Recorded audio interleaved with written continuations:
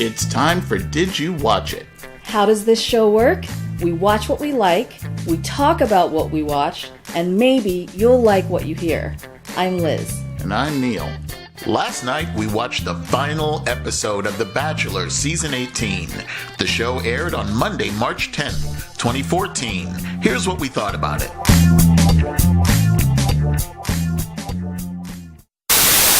I deserve a medal. Yes, you do. I made it to the end. I'm just so impressed, I can't even tell you. I am impressed myself. You are.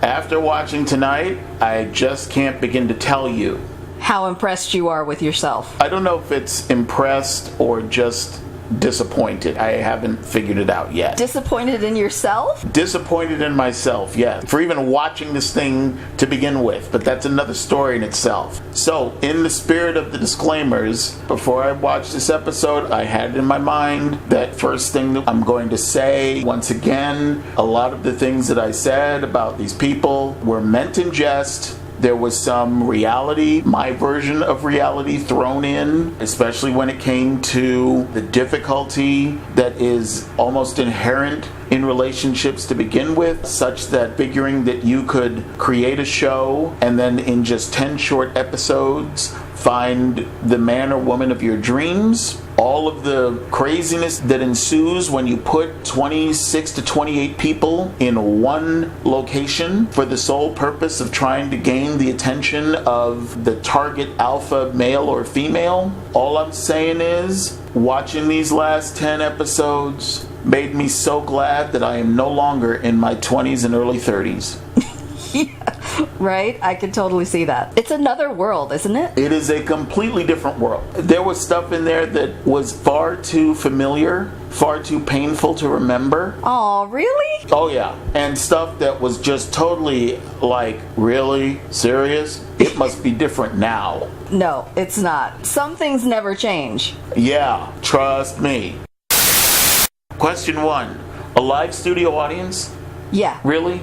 Okay, so at the finale, that's what they usually do. They have a live studio audience there so that people would watch the finale together. They get audience reaction. They do like little mini interviews and stuff. And then they typically go right into the after the final rose. And a lot of times they have Bachelor and Bachelorette alumni there, and they get their opinions and who they're rooting for and all that kind of stuff. All right. The one thing that disturbed me very early on was the whole presentation by Chris Harrison, you know, all the lead-ups. Was Juan Pablo here to find love in the first place? It was kind of questioning motives. Now, some of the things that he did would definitely lead me to believe that he wasn't that into any of these ladies. Ladies, thank you. But I really have to wonder, what kind of question was that to ask at this late date? That's the question that Chris Harrison always asks in the finale episode. He always goes through those kind of questions. Well, it just seemed like he was doing a great deal to build up the drama, and maybe this is something that just goes on. Yeah, it's something that's a part of the finale episode. You know, there's the lead-ins to the different clips, there's talk in between the breaks with the audience about what's going on and what everybody thinks, and it kind of does get the momentum going because it's the final episode, essentially. Right,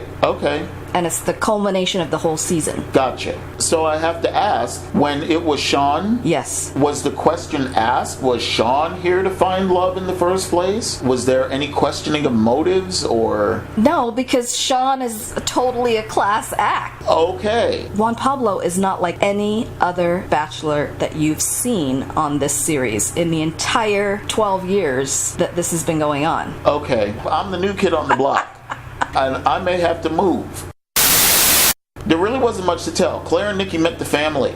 Yes. Okay, and just the initial reaction, I think they were far more impressed with Clare than they were with Nikki. Yeah, but they had met Nikki before. Only the mom and dad. Yes, and I love what the dad said to Clare and just that whole moment where he was talking to her and that he accepted her and he would love her and all that. I just thought it was really sweet. Okay, alright, so yeah, it really wasn't anything worth mentioning except for the fact that that whole speech about how Nikki planned to spend her weekends is with Juan Pablo and Camila. It's like, yeah, going to the beach and then, we'll ride bikes and we'll go out and have some... Yeah, that's going to last for a couple months. Yeah. Maybe. Totally. It's ambitious, if nothing else. Well, and later on, when Juan Pablo was talking about it, the picture he was painting, I was saying to myself, who's going to want that? He was saying, there's going to be TV and sports events and we'll watch movies and it'll be my bed and the TV and we'll talk about sports. And I'm thinking, oh, Lord,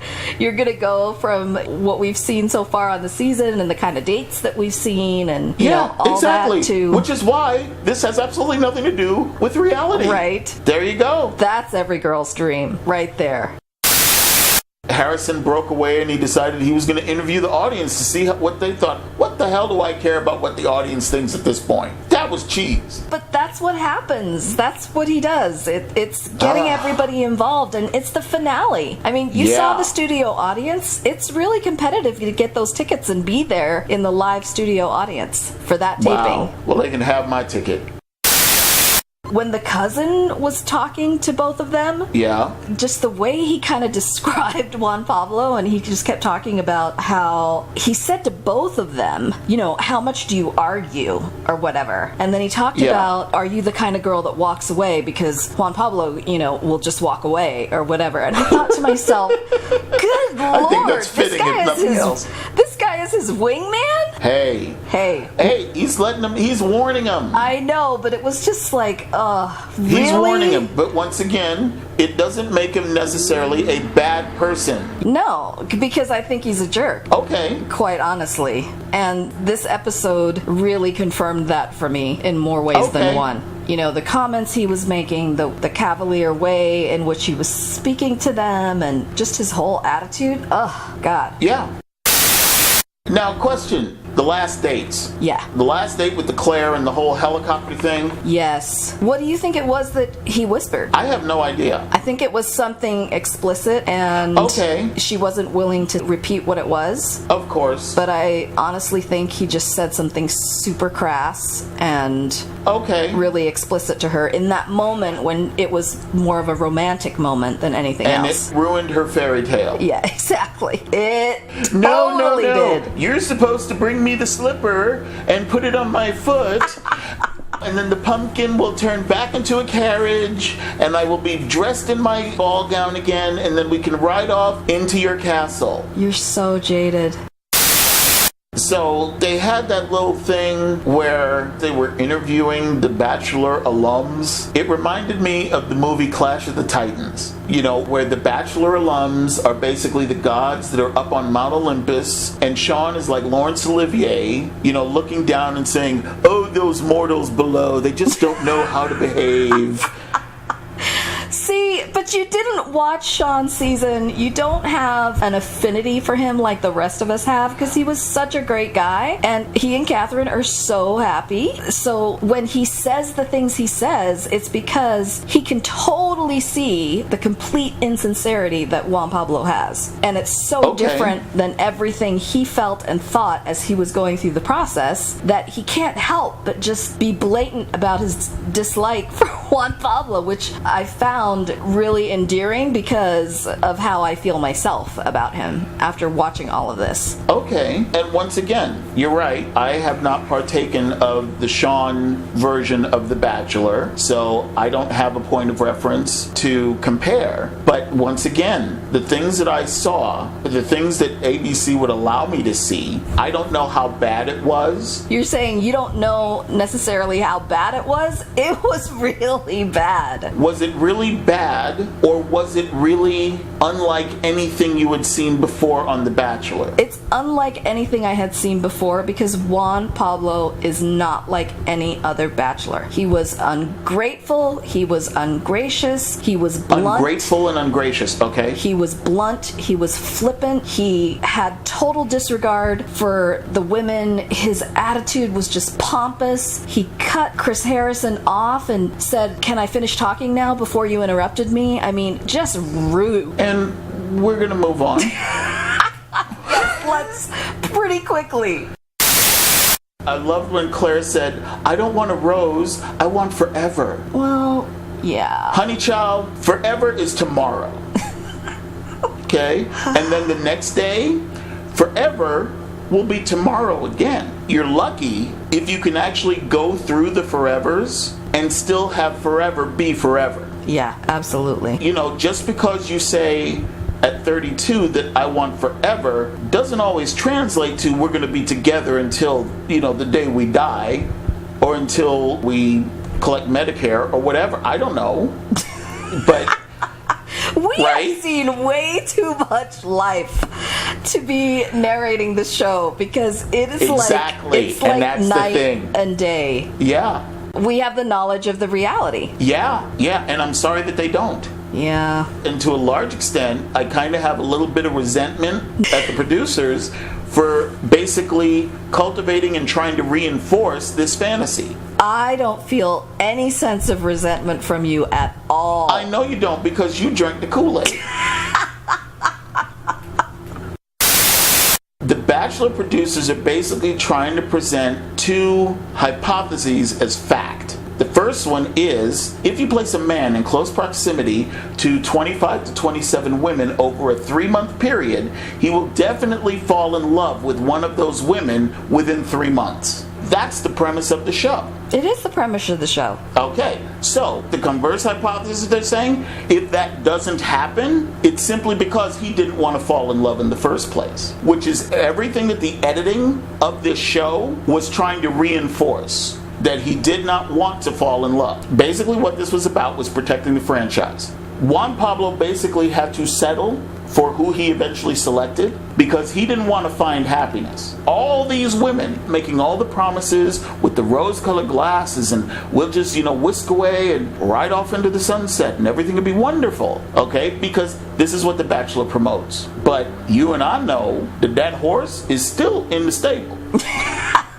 There is no horse. There is no exactly. prince. But don't you think it's fun to watch? Fun? Yeah! Fun. Totally. You actually used the adjective fun. Yes. The word fun to describe this. Why do you think I keep coming back every season and every episode? Because you are a glutton for punishment. No, that's because why. it's hilarious to watch. And then every once in a while, like you did with Des and Chris and Sean and Catherine, you get these great kind of matches and you see that relationship develop and then you're really rooting for them in the end. So we've had a couple of seasons like that in a row and then we have Juan Pablo. Yeah, who's a complete ass. All right, Grenade was not fun to watch. Oh, she was fun to watch. No, I got no pleasure out of watching her. Knowing her story, I truly got no pleasure out of watching her meltdown. No, it was... I'm not saying I'm taking pleasure in it. Victoria curled up in the bathroom saying, "Juan Pablo, you should die." That drunk as a skull. No pleasure. But that was funny. There's not. You gotta admit, that was funny. God, no! It was sad. It was sad. It was pathetic. It was funny. We talked about drunk Victoria. See, he sent Claire home, and Claire did the whole, walking away, pointing, da-da-da-da-da, Yeah, but props for Claire for being able to say what she needed to say in the moment. Yeah, whatever. Long as you say it walking. Oh my God. Yeah, because that was Andy all over again. Yeah, again, we have completely different opinions. Yes, we do. Because I've got the history of watching the show. In previous seasons, if the guy or the girl knows when they're down to 2 that he's completely in love with one person and he's not going to choose the other person, he will or she will go to that person and send the other person home and give them a sense of dignity before they even have to go through that final rose ceremony. So I get Claire's problem with everything that he said to her the night before, everything she asked him the night before, and he basically didn't even give it a second thought, but made her go through that whole ceremony to get to that point so he could just dismiss her like he did. It was just it was just heartbreaking. So I wholeheartedly agree with Claire in this particular instance. And I can't believe I'm saying that. Oh yeah, the last date with Nikki. Yeah. Once again, it was really hard for me to even focus on. I mean, it really was, because by this time I was literally, Claire drained so much out of me. You were glazed over at this point. I was literally, you know what? I need some Di Serono. Okay, well, I just want to say, for me, the last date with Nikki, I had some definite thoughts, which were basically, again, with the bikini Nikki. You know what? Hey. Like, really? There was some major side boob action. Que It was rico. like her cups runneth over. Que rico.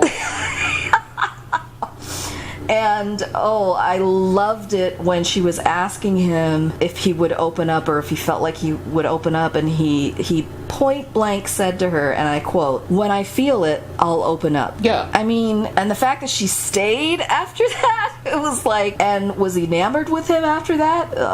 Yeah, and then the whole description of life with him, and the TV, and the bed, and the sports, and my office, and we'll talk about sports. Did you see her face when the camera panned to her? It was like all of the blood drained out of her face at one time. She gave him the picture, and she was sad that he didn't say "I love you." Well, and typically they don't say that until the very end. Okay. I think Nikki was so, in typical Nikki form, so sure of herself and so completely full of herself that the fact that he didn't say anything, she was like, "Oh, wait, you're not going to say it back?" I kind of felt bad for her in that moment. It was like, I didn't. oh, poor Nikki. I didn't.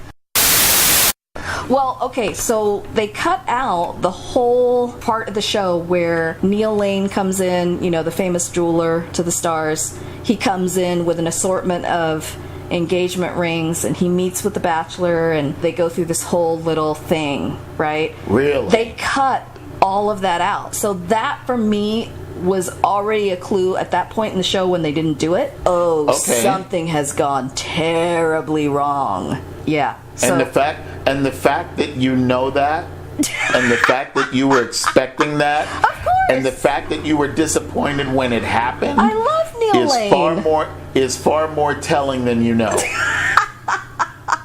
I love Neil Lane, and he has beautiful jewelry. When's the Bachelorette? May 19th. May 9th? May? Yeah. Oh God. Really? See, this is what I'm saying. You can't not watch the After the Final Rose episode. Oh God! You just shortchanged the whole experience by not doing that. No! Trust me. No, you Trust did. me. You can't go all the way through and not watch the last closing bit. I was just so happy when it closed. I mean, believe me. In After the Final Rose, all the little ends are kind of tied up at the end. So what ends were dangling at the end of this season? Oh, all kinds of ends. For example? You want to know what happened with Claire, how she's doing, what really happened with Nikki. Are they still together? Are they not? Did he propose to her? Are they just dating? And as we went through the After the Final Rose episode, Chris Harrison was asking all of those questions. It was really interesting for me to see Chris Harrison be so obviously not happy with Juan Pablo. I've never seen Chris Harrison like that. And, when Sean was just saying, when he signed up for the show and went through the process with Catherine, he couldn't wait until the end to talk about how he felt and what he thought about the process. And okay. We got to the end, and Juan Pablo's sitting there basically saying, "I'm not telling you anything." And so Sean essentially said to him, "It's just a huge difference." Yeah. We don't know what Juan Pablo's experience was compared to Sean's. Once again, maybe there was a reason why Juan Pablo had just basically wrung his hands of the whole situation. I don't know. Yes, he was a jerk. I just can't compare the two men. I can't compare somebody to Sean to somebody like Juan Pablo. It's just, it's and I don't think you should. It's not even in the same stratosphere. Yeah, I don't think you should. Yeah. The only thing that they have that's similar is that they were on the same show. Yeah. So they made the announcement as to who the next Bachelorette is. Okay. And you were right, it's Andy. It's the worst kept secret in the United States right now. Exactly. So she comes out, she has this beautiful dress on, she sits down, Of course she does. Of course, and she just talks about being excited to go through the process and everything. And I was just so excited to actually think of Hai being a part of my life for a little bit longer, because I just didn't get enough of him when she went home for the hometown date. That's scary. So, May 19th, you said? Yeah, so that's going to be Andy's season. Oh, God. That'll be interesting. I highly doubt it. Because, in my personal opinion, the only thing worse than 27 women in the same house is 27 men in the same house. Oh, it's crazy. It's like testosterone overload. Boo. Then you add alcohol to the mix, and there's guys like trying to have fights with each other and like throw each other in the pool. Yeah, it's like junior high all over again. That's entertainment. It is, exactly. That's our time for today. You can follow us on Twitter at @DidTheLetterU.Watch.It. You can also find us at iTunes. Let us know what you think. Thank you for listening.